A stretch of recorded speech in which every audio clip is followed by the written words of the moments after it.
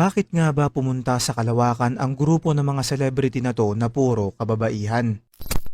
Mga kaibigan, nito lamang April 14 ay may isinagawang space trip ang kumpanyang Blue Origin na pagmamayari ng billionaire na si Jeff Bezos. Yung crew ay puro babae at ang ilan sa kanila ay mga sikat na personalidad kagaya na lamang ni Katy Perry. Yung kanilang biyahe ay tumagal ng 11 minutes papunta sa pinakadulo at pagitan ng ating planeta at kalawakan. Ito ang sample ng kanilang ruta at kung makikita nyo ay halos 2 minuto lamang ang tinagal nila doon.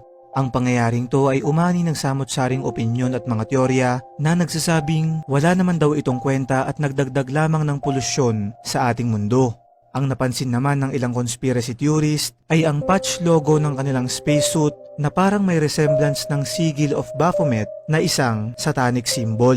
Iba't ibang pangbabash rin ang inabot nila sa mga tao na kahit ang paghalik ni Katy Perry sa lupa nung sila ay nakabalik ay tila pinagtawanan din.